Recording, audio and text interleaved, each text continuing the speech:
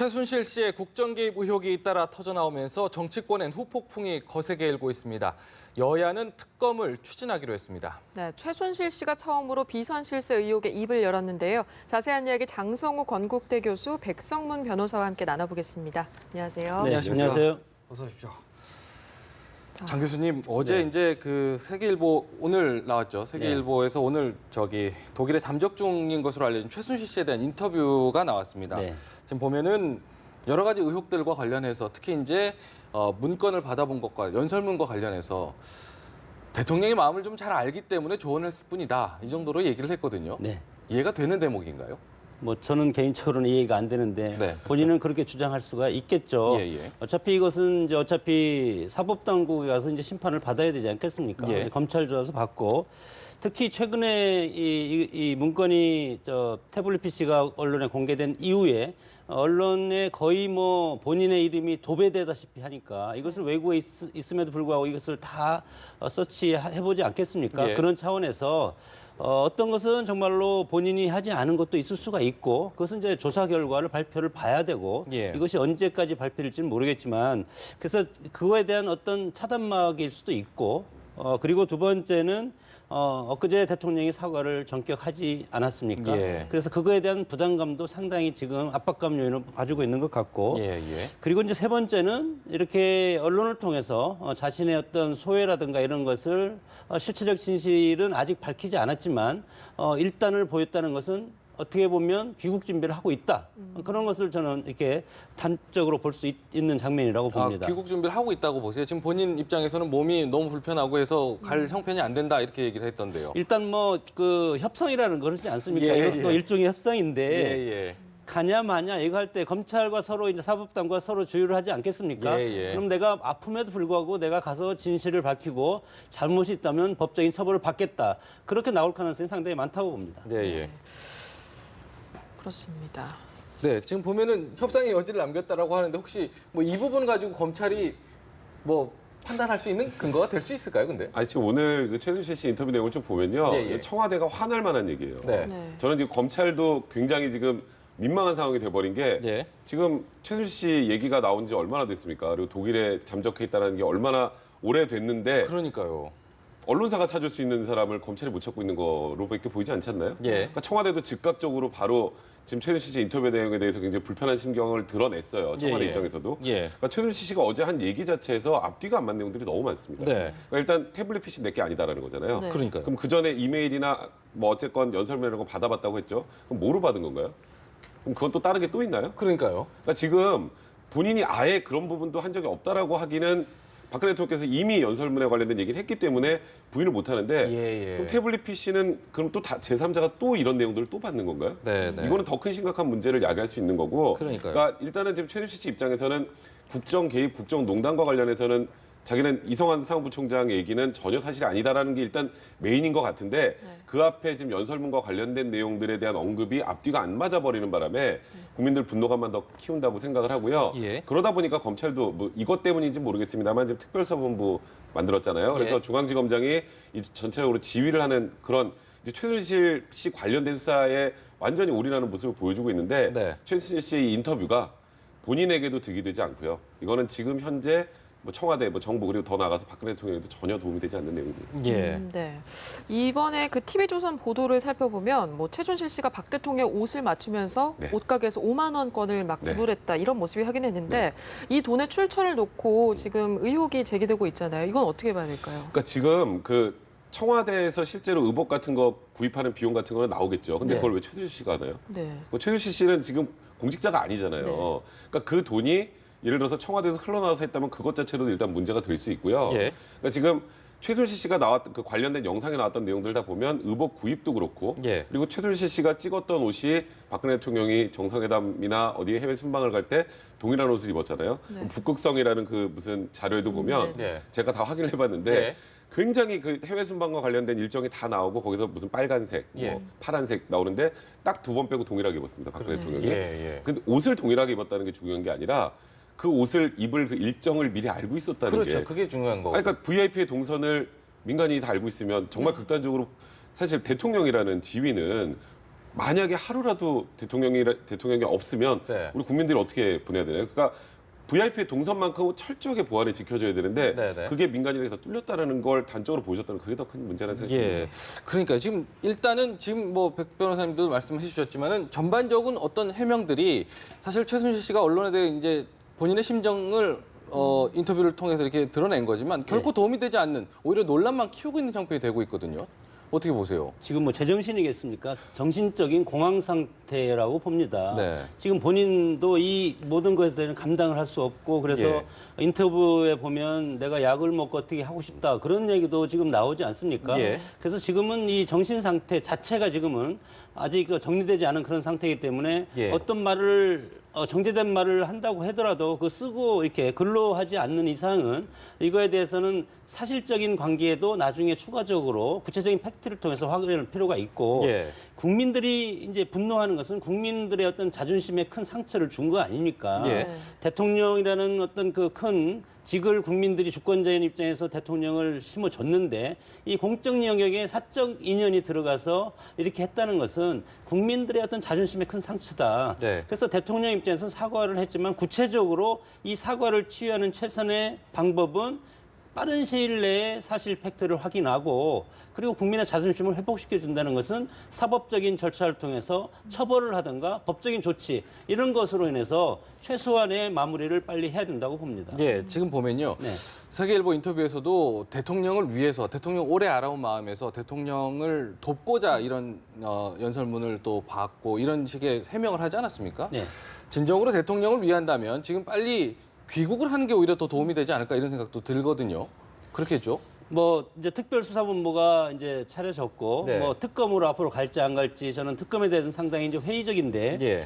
정상적인 검찰 수사를 통해서 이것을 충분히 저는 밝힐 수 있는 내용이라고 봅니다. 예. 대통령의 의지가 저는 확고하다고 봅니다. 지금 여러 가지 사회적인 위기가 지금 시너지 효과를 이고 지지율도 빠지고 있고 예. 이렇기 때문에 정치하는 오랫동안 정치해온 박근혜 대통령 입장에서는 지금이 본인의 정치 생활에서 가장 큰 위기라고 생각을 하고 이 위기를 극복하는 건 저는 간단하다고 봅니다. 일단 사과를 했고 그 후속 조치를 하고 그리고 나서 최순실 이분이 들어와서 빨리 귀국을 해서 이분이 검찰 조사를 받고 그에 대해서 모든 것을 국민들한테 뭐 석고대죄 할 건 하고 사과할 건 다시 하고 이런 팩트를 보여줌으로써 국민의 어떤 자존심을 다시 회복해주는 그런 방법밖에 없다고 봅니다. 예. 네, 지금 최순실 씨가 이렇게 언론 인터뷰까지 하는데 검찰은 도대체 뭐하냐 이런 비판이 계속 나오잖아요. 강제 송환 절차 나설 것으로 보이시나요? 이제 오늘 강제 송환 절차 어떤 식으로든지 하겠다라는 입장을 밝혔습니다. 네. 밝힌 상황인데 너무 늦었다는 생각이 좀 들어요. 이게 검찰 수사가 시작할 당시에 형사 8부에서 검사 2명으로 정했습니다. 예. 그때 처음에 형사 8부에서 수사를 한다고 할 때 아니 이 사건은 전형적인 특수부 사건인데 왜 형사 8부에서 하지? 예. 그것도 검사 2명에서 이걸 어떻게 해였는데 국민적으로 여론이 안 좋아지니까 검사 5명까지 늘렸다가 특수부 검사 투입됐다가 이번에 이제 결국 특별수사본부까지 차려진 상황인데요. 예. 이제는 검찰에서 더 이상 물러나면 검찰이 국민적인 신뢰를 아예 회복할 방법이 없습니다. 네. 그렇기 때문에 지금 너무 긴박한 상황이다 보니 거기다 최순실 씨가 뭐 언론사와 인터뷰를 하는 과정이 검찰 입장에서 굉장히 치욕적인 상황인 거예요. 그렇죠. 그러니까 이제 강제 송환 절차를 어떻게든 나서겠다고 하는데 예. 지금 정치권에서는 특검 얘기가 나오잖아요. 네. 검찰이 정치권에서 나오는 특검 얘기가 들어가게 만들어주려면 네. 어떤 식으로든지 빨리 최순실 씨를 귀국하게 할 수 있는 만든 방법을 찾아야 될 거고요. 네. 그 외에 지금 우리가 모든 포커스를 최순실 씨에게 좀 집중하고 있는데 예. 이번 사안 전반은 어쨌건 청와대에서 굉장히 중요한 문서들이 외부로 유출이 된 거잖아요. 네. 이 과정하려면 청와대도 압수수색해야죠. 그러니까 이런 부분까지 할 자신이 없으면 네. 검찰이 이거는 사실 수사를 겉으로 빙빙 돌리는 것밖에 국민들 입장에서 보이지 않기 때문에 예. 의지를 좀 더 명확하게 보여주는 생각이 듭니다. 네. 앞서서 정 교수님 그 지지율 얘기를 하셨는데 오늘 아침에 지지율이 좀 나왔더라고요. 한번 좀 보면서 좀 설명을 좀 하고 싶은데요. 21.2%까지 떨어졌습니다. 지금 이번 주 평균인데 지난 24일부터 3일 동안 낸 평균이 21.2%까지 좀 떨어진 겁니다. 그런데요, 지금 보니까 하루가 다르게 지금 떨어지고 있습니다. 24일, 25일, 26일 계속 떨어지고 있거든요. 그런데 26일 어제자 기준으로는 17.5%까지 지금 20% 아래까지 떨어졌습니다. 최저 지금 수준 아니겠습니까? 뭐 역대 정권이 다 똑같은 케이스를 지금 반복하고 있고 예. 이맘때쯤 되면 뭐 측근 비리, 가족 비리, 형 비리 이런 걸 통해서 역대 정권마다 계속 대통령 사과가 있었고 예. 그때마다 지지율이 15% 뭐 5%까지 떨어진 적도 있지 않습니까? 그래서 당연히 지지율 떨어지는 것은 예. 대통령에 대해서 국민들이 기대가 컸었는데 그만큼 실망이 크고 특히 17%까지 내려갔다는 것은 대통령이 공고한 콘크리트 지층에 나올 수 있는 대구 경북 지역에서도 상당 네. 부분 빠졌다는 것을 지금 방증하고 있는 자료이기 때문에 예. 대통령은 정치하는 자리고 여론 정치라는 것은 지지율로서 나타나는 것이기 때문에 이것이 대통령이 앞으로 어떻게 해야 될 것이라는 것은 여론적인 지표로 대통령이 이미 알고 있다고 봅니다. 예. 그래서 사과 이후에 전격적인 여러 가지 정치적인 결단을 내릴 필요가 있고 대통령을 내년 임기 말까지 계속 해야 되지 않겠습니까? 그러기 위해서는 여론적 지지율을 회복할 수 있는 정치적 카드를 쓸 수밖에 없다. 그렇게 봅니다. 예. 네, 지금 새누리당에서도 청와대와 내각이 대폭적인 인적 쇄신을 해야 한다 이런 목소리가 나오고 대통령에게 공개 요청을 했는데 네. 박 대통령이 좀 어떤 수습책을 내놓을까요? 일단은 검찰 수사는 검찰 수사로 해야 되지만 네. 방금 우리 백 변호사님 말씀하셨지만 청와대 압수수색 가능성도 있고 예. 특검이 되면은 거기 들어갈 수밖에 없지 않습니까? 예. 그러면 이거와 관련된 최소한의 비서관들은 뭐 3인방 뭐 전부는 아니더라도 예. 이거와 최소한 관련된 비서관이라든가 그리고 청와대 수석이라든가 이런 분 대폭적인 일단 인사조치, 인적 쇄신을 해야 된다고 봅니다. 네. 그리고 나서 이제 내각에 대한 개편도 이것이 끝나고 나서 2차적인 인적 쇄신은 내각 개편을 이제 단행해서 네. 국정 동력을 다시 살려야 되지 않겠습니까? 예. 네. 대통령이 이렇게 힘을 못 쓰고 내각이 힘이 빠지고 국정을 끌고 갈 수 있는 이런 힘이 빠지면 결국은 국가적인 손해고 네. 국민이 손해 아니겠습니까? 네. 그래서 그런 것들은 대통령이 정치력으로 돌파를 해야 된다고 봅니다. 네. 지금 이런 상황에서 야당 일각에서는 벌써 하야해야 된다 이런 얘기까지 나오고 있고 뭐 이미 전부터 시민단체라든지 뭐 이런 쪽에서는 벌써 주장을 좀 하고 있거든요. 현실적으로 가능한 부분인가 좀 싶어요. 사실 지금 뭐 대학에서 대부분 지금 시국 선언들 하고 있잖아요. 하고 있죠. 그리고 이번 뭐 주말에도 뭐 대규모 집회도 지금 뭐 어느 정도 예상이 되고 있는 상황인데 예. 사실 지금 여기서 뭐 하야나 무슨 이런 탄핵이나 이런 얘기를 하는 거는 좀 너무 앞서간 얘기인 것 같고요. 예. 지금 아직 명확하게 다 드러난 게 없는 상황이고 네. 이 부분은 지금 야당 입장에서도 조심스러울 수밖에 없는 게 국민의당 이제 박지원 뭐 비대위원장 같은 경우는 아예 그런 언급조차 못하게 지금 당 내에서 얘기를 하고 있잖아요. 예, 예. 그 나라를 더 혼란스럽게 만들 가능성이 있습니다. 그런 상황으로 지금 이 전국을 끌고 가게 되면 네. 그렇기 때문에 지금 야당이 또 과거에 어쨌건 노무현 전 대통령 그 탄핵 이슈 때 그때 당시 한나라당이 얼마나 심하게 망가졌던 거를 확인했기 때문에 그렇죠. 정치권에서는 이 부분을 쉽게 언급하지 못할 거예요. 그런데 지금까지 나온 의혹이 끝이 아니라 무언가 더 추가로 나온다면 그러면 상황이 어떻게 될지 그거는 지금 상황에서는 사실 하루 앞을 보기 좀 힘든 상황이 아닌가. 그렇죠. 현 시점에서는 좀 이르다라는 생각이 듭니다. 네. 네, 또 이번 사태 수습을 위해서 뭐 야권을 비롯해서 정치 원론들이 거국 중립 내각이 필요하다 이런 얘기를 하고 있는데 이게 대안이 될 수 있을까요? 거국 중립 내각은 노태우 정권 때 네. 그때 당시에 선거 관리를 위해서 거국 중립 내각을 한 번 한 적이 있습니다. 예. 대통령 탈당도 하고. 예. 그러나 지금 현 상황에서 이것은 어떤 팩트 문제지 예를 들어서 민주주의 문제일 수도 있겠지만 이것은 과정의 문제입니다. 네. 민주주의의 본질적인 문제를 건드리는 것은 거국 내각, 내각 총사퇴까지 갈 수가 있는 사안은 국민의 생명과 재산과 그리고 자유 이런 측면을 과거에 예를 들어서 광우병 문제라든가 이런 것들은 이제 국민의 생명과 관계된 것이고 87년 민주화 같은 건 국민의 자유적인 측면에서 하는 것이고 네. 그리고 재산권은 또 다른 부분에서 해서 이런 것이 침해될 경우는 예를 들어 내각 총사퇴라든가 그리고 대통령 하야 운동이라든가 이런 건 할 수 있겠지만 지금은 이미 이 사실에 대해서 어느 정도 일정 부분 밝혀진 상태 아닙니까? 예. 네. 이거에 대해서 검찰 수사 일단 지켜보고 그리고 청와대랑 대통령의 인적 쇄신이라든가 사후적으로 취할 수 있는 여러 가지 보완적인 정책 이런 걸 보고 나서 결정할 것이지 저는 뭐 거국 중립 내각은 아직은 그런 좀 걸 이르다. 할 필요도 없다고 생각합니다. 예. 네. 정치권에서 워낙에 이제 당혹스러운 상황이다 보니까 이런저런 이야기들도 나오고 가능성도 많이 나오고 있다 보니까 그런 것 같습니다. 한 가지 더요. 이제 사실 뭐 검찰 수사에 대해서도 사실은 믿지 못하다 보니까 특검 얘기도 나오고 지금 뭐 앞서 말씀드렸지만 새누리당과 더불어민주당은 공감을 하지 않았습니까? 근데 공감을 하긴 했지만 방법적인 것에서 좀 차이가 있는 것 같아요. 여당은 상설 특검 또 야권은 별도 특검을 요구하고 있는데 이게 어떻게 좀 다른 건지 설명을 좀 해주시죠. 그러니까 지금 그 상설 특검에 관련된 법안이 있잖아요. 법이 있습니다. 근데 지금 여당 입장에서는 법이 있으니까 법대로 하자. 예. 라는 거고 야당은 그 법대로 하면 무언가 공정하지 못할 가능성이 높으니 그냥 특별법을 만들어서 특검을 하자는 건데 그 주요한 취지가 뭐냐면요. 예. 특검이 이제 누가 임명이 되려면 특검 추천위원회가 설립이 되거든요. 네. 그럼 거기에 이제 멤버들이 법무부 차관, 그다음에 법원행정처 차관, 대한변협회장, 여당들, 야당들에서 총 7명이 이제 추천을 합니다. 예. 근데 여기서 주목할 분이 누구냐면 법무부 차관이에요. 예, 예. 법무부 차관은 어쨌건 정부 쪽이잖아요. 그러면 야당 입장에서 법무부 차관이 사실상 캐스팅 보드를 행사하게 될 텐데 네. 그러면은 결국 이 사실을 제대로 밝혀낼 수 있겠느냐? 그러니까 법무부 차관이 배제된 네. 그러니까 추천할 수 있는 인사가 좀 더 공정한 사람들이 모이게 되려면 상설특검 법안으로 안 된다라는 게 첫 번째고요. 또 두 예. 번째는 이제 수사기관이라는 게 있습니다. 예. 이제 상설특검 법안에 보면 이제 특검이 임명이 되면 20일 동안 준비기간을 거치고요. 네. 준비기간 끝나면 60일 동안 수사를 합니다. 예. 60일 수사가 끝난 다음에 제대로 되지 않으면 대통령이 승인을 얻어서 30일 연장할 수 있는데 예. 그때 대통령이 승인 안 해주면 어떡해? 라는 것도 있잖아요. 예. 그러니까 야당 입장에서는 수사기관이나 지금 말 그대로 그 추천하는 위원회 그 중립성이나 또 그다음에 수용할 수 있는 인원들, 특검 인원들도 이제 상설특검 법안에 정해져 있는데 그런 부분을 지금 이 사건에 적용하기에는 이 사안이 너무 크다라는 겁니다. 네. 그래서 실질적으로 양쪽 다 특검 얘기는 하고 있지만 이게 협상이 그렇게 쉬워 보이지는 않는 그런 상황이죠. 그렇군요. 네, 어찌됐든 좀 뒤늦지만 수사가 진행이 되면 우병우 민정수석이 사실상 최순실 의혹 수사를 지휘하게 되는 거잖아요. 네.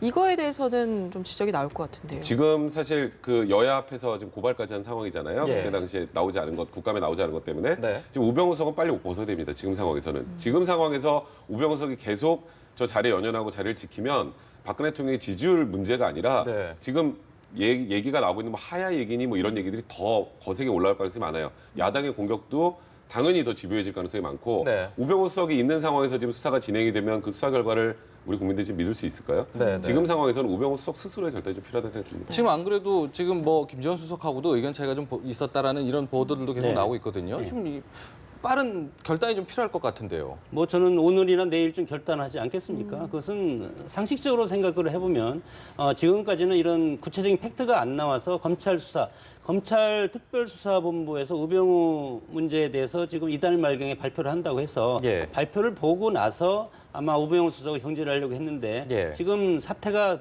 새로운 방향으로 전개되고 새로운 것이 터졌지 않습니까? 예. 그러면 이 터진 만큼 지금 뭐 검찰 어떤 그 라인에 있는 우병우 수석은 대통령께서 인사 조치할 필요는 있다고 봅니다. 예. 동시에 우병우 수석뿐만 아니고 그 비서관들도 상징적으로 인사 조치를 해야 된다고 봅니다. 예. 지금 보면 앞서서도 이제 뭐 수사 범위 이런 얘기도 했지만 청와대에 대한 어제도 청와대에 대한 압수수색 없었다고 해서 좀 지적이 있지 않았습니까? 청와대 그 압수수색해야 된다는 주장이 더 힘을 받는 이유가 어제 이제 JTBC 보도만 하더라도 청와대 현직 행정관들의 이름도 계속 거론되고 이런 부분도 지적이 좀 되고 있거든요. 이 부분에서 압수수색 대상에서 빠진 이유가 뭔지 그러니까 설명이 사실 필요할 것 지금 현재 이제 언론에서 나오기 시작한 게 이제 연설문, 그다음에 홍보 자료, 그 외에 뭐 국가 기밀 부분 예. 이런 부분들이 어쨌건 청와대에서 나갔다라는 것까지 나온 상황이잖아요. 네. 그럼 그거는 지금 최순실 씨의 나머지 그 미르재단, 케이스포재단 수사와 별개로 네. 이건 대통령 기록물관리법 위반 문제나 아니면 이제 공무상 비밀 누설의 문제가 되거든요, 당연히. 예. 그러면 그 부분의 수사를 하려면 네. 소위 말하는 이거 좀 범죄 현장이라는 표현을 쓰기 좀 그렇습니다만 그 안에서 이루어졌다면 그 안에 있는 컴퓨터나 자료들은 당연히 압수수색을 해야죠. 의혹을 받고 있는 네, 장소니까요. 그거를 압수수색하지 않고 수사를 어떻게 진행하나요? 네. 거기다 어제 말씀하셨던 것처럼 현직 행정관이 과거에 몸담았던 회사 명의의 태블릿 PC가 지금 최순실 씨가 봤다는 의혹이 나오면 예. 당연히 그 부분에 대한 수사는 진행이 돼야 되고 또 어쨌건 지금 뭐 비서관 중에 한 분 정호성 비서관이 4건 정도 그 아이디가 동일하게 들어갔다는 내용까지 나온 상황이라면 네. 지금 청와대에 대한 수사가 진행이 되지 않으면 이 수사는 안 하는 거랑 똑같습니다. 국민들이 신뢰할 수 없겠죠. 아니, 신뢰할 수가 아예 없는 거죠. 그렇죠. 그러니까 지금 이 정도까지 나왔는데 검찰이 청와대 압수수색 부분에 관련해서 이렇게 미적미적한다라는 거는 국민들의 생각으로는 아 이것도 덮겠구나 이렇게밖에 보이지 않아요. 이거는 검찰의 결단이 좀 필요하다고 생각합니다. 예. 네, 또 안종범 정책조정수석 관련 의혹도 어제 나왔잖아요. 뭐 더블로케 일감을 몰아준 정황이 뭐 발견됐는데 이게 만약에 사실이라면 어떤 혐의가 적용되나요? 그러니까 지금 혐의가 너무 여러 가지여서요. 네. 이거는 뭐 일일이 제가 언급하기도 그렇지만 그거는 일단 직권남용이 되죠. 예. 현재 지금 청와대 뭐 정책조정 수석이 사단에 관련해서 무슨 일감 몰아주기를 했다라는 거 그런 부분에다가 이 또 설립 과정에 개입했다는 의혹들도 있잖아요. 예. 설립 과정에 개입해서 사실 설립이 되면 안 될 아니면 설립이 그 시간 안에 도저히 이루어질 수 없는 것을 설립하게 만들어줬다면 예. 그 부분에 대한 책임도 당연히 져야 될 거고요. 그 이후에 지금 의혹을 받고 있는 건 최순실 씨가 가지고 있는 소위 페이퍼 컴퍼니, 지금 독일에 14개가 있다고 하는데 예. 페이퍼 컴퍼니로 이 재단 돈이 흘러가는 과정에도 개입을 했다면 예. 그걸 횡령, 배임까지 이제 거기다 이제 외국으로 돈 넘어가는 과정에서 외국환 관리법 위반이나 네. 탈세 부분까지 문제가 될 수 있어요. 이 모든 게 지금 수사가 이루어져야 되는 상황이기 때문에 예, 예. 그러니까 지금 말씀드렸던 것처럼 단순히 혐의 한두 개 가지고 지금 이 수사가 네. 마무리되거나 할 상황은 아닙니다. 그러니까요. 이 현직에 있는 사람들이 이런 혐의에 적용되고 있기 때문에 지금 야당에서는 계속해서 내각이라든지 청와대 참모들의 네. 총 사퇴를 좀 요구하고 있는 부분 아니겠습니까? 네네. 네.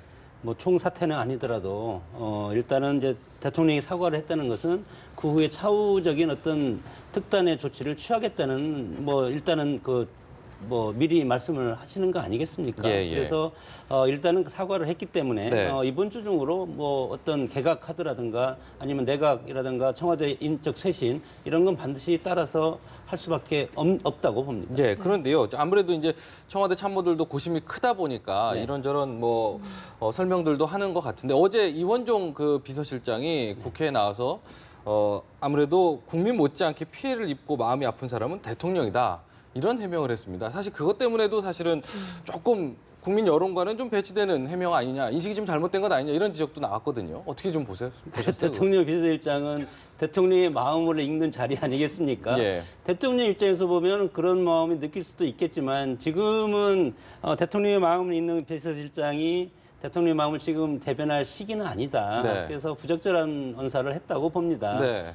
물론 본인도 이번 사태에 대해서 책임을 질 필요는 있을 것 같고 그래서 예를 들어서 우병우 수석이라든가 비서관들이 퇴진을 하게 되면 예. 비서실장 또한 같이 동반 퇴진을 할 가능성은 있다고 봅니다. 네. 끝으로 한 가지만 좀 여쭤볼게요. 지금 보면은 그동안 이제 청와대 주변에서 이제 풍문으로 들려왔던 문고리 3인방 이야기도 계속 네. 나오지 않았습니까? 이게 정말 사실인지 이 부분도 좀 궁금하고요. 과연 이렇게 일이 벌어지더라 참모들은 정말 몰랐을까? 어떻게 좀 보고 계세요? 그것은 본인들이 뭐 양심 선언을 하지 않는 이상 그리고 또 내부 고발이 있지 않는 이상 이것을 밝히지는 어려울 것인데 예. 어느 지도자라든가 어느 CEO, 사장, 회장님들 마찬가지로 자신들의 어떤 측근이 있게 마련입니다. 예. 그래서 미국이라는 나라도 대통령이 바뀌면 5,000명을 임명하지 않습니까? 예. 대통령 임명권이 있고 우리도 네.